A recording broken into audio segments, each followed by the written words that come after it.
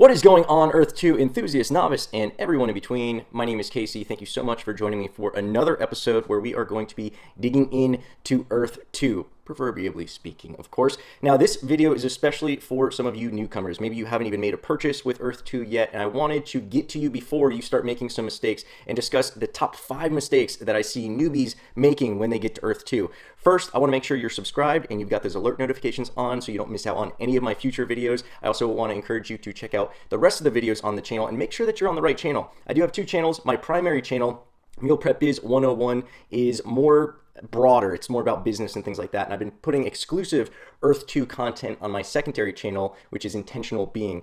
If you're on Meal Prep Biz 101, don't worry. You can find a link to Intentional Being in the show notes. One of the many reasons you're going to want to be on there is not only do I release videos first on Intentional Being when they have to do with Earth 2, so you'll be getting them a day late if you're waiting for them on Meal Prep Biz 101, but I also normally only go live on Intentional Being when I go on the live discussions for Earth 2 content. So check out the link in the show notes while you're down there. There's also going to be a contact form. If you fill out that contact form, I will not only be able to get you updates even sooner than I'm able to get them out through video because I don't have to record and edit and do all that kind of stuff. I can just shoot it out through email, but I also will select your referral code in a random drawing to use it in my purchases. You can also win land that I will be giving away weekly. So daily purchases that may be using your referral code, as well as weekly land giveaways.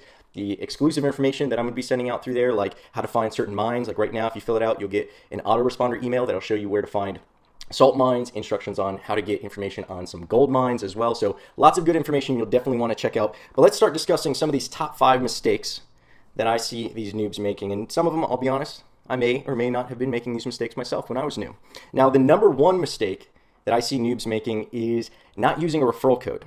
Speaking of which, I'd really appreciate it if you use my referral code, but whenever you make a purchase, make sure you've got a referral code in there. Why? Because you're going to save 5%, or rather you'll get 5% back, kind of like a rebate. So if you spend $100, you get $5 back. Doesn't sound like a whole lot, but trust me, it adds up, especially when you're trying to buy these pieces of land, some of which are still going for less than 20 cents. So that allows you to get some basically free land the way I look at it, right? Also, the person whose referral code you use, they also get 5%, which is why if you find my information and the content that I'm putting out useful and informative, I would really appreciate you using my referral code. The second mistake I see a lot of noobs making is they buy low value land. What do I mean by that? Stuff that isn't going to have high traffic and isn't going to have any resources, at least not likely to have any resources. Just random plots of land that are out there. Maybe you're buying up, your neighborhood or your house or something like that. Unless you're in an area where there's a lot of foot traffic, or unless you've got, gold mines or oil under your property, probably won't be the best strategic place for you to be making these purchases. Now, obviously, I'll admit, we obviously do want to buy some places that are familiar to us. I bought some places that were familiar to me and special to me, and I just want to hold them kind of just to hold them, not really for value, but that was my decision. If you're looking to invest, if you're looking to make sure that you're buying into property that will be maximizing the potential of your investment, I'd refrain from spending your money there initially, or at least do it sparingly.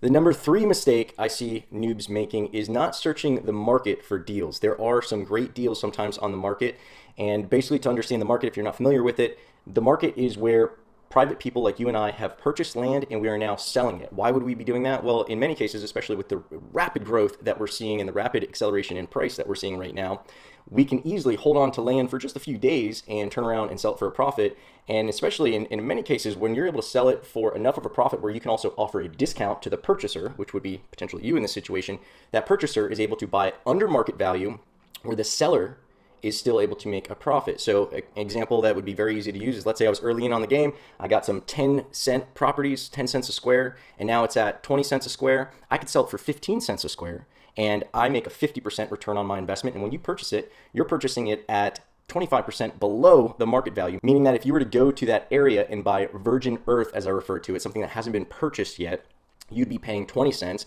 whereas if you found it on the market and something that's suitable for what you're looking to invest in, you'd be paying 15 cents instead. Sounds like a great deal. Those deals can be found on the market, but you got to know what you're looking for, and you also have to watch out for scams. And that brings us to number 4, buying pumped land. What does that mean? Well, without getting too much into detail on how it happens, people are able to basically scam the system and confuse the computer and make the computer and the market think that the land value is higher than what it really is. Why are they doing this? Well, here's an example. Again, let's say I bought land for 10 cents a square. Let's say I've got an accomplice with whom I'm working and we agree to sell this land to each other for a higher price. Now, why would we do that? Well, the market's going to see that and it will temporarily raise the value or the price of that land to meet the most recent transaction. So if I buy a bunch of this 10-cent land and I start selling off a few plots to my accomplice, and that accomplice is paying for this 10-cent land, let's say they're paying 50 cents, well, the market is going to reflect that that land is now 50 cents because that's what the recent transactions for that land were. Now, if I were to list that land on the market for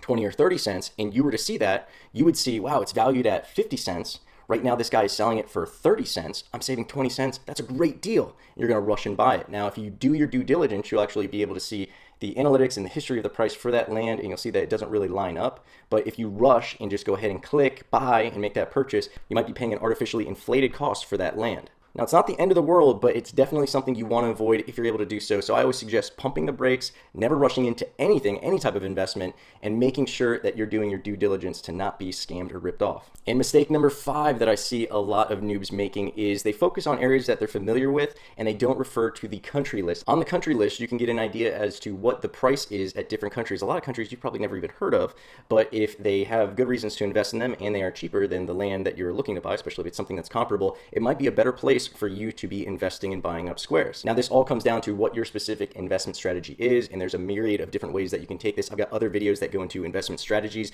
but I just want to cover some of the most common mistakes that I see people making and starting their experience and their portfolio off at less than a desirable rate. Now, if you find this information useful, I invite you to check out my other videos because I go into a little bit more depth and a little bit more advanced tactics and procedures and knowledge about Earth2, but I do also have a series, which this video is a part of, that is specifically for newbies. So I invite you to check out the rest of those videos in the series. Maybe it'll be popping up here. And thank you so much for your time and attention. I look forward to helping you navigate Earth2.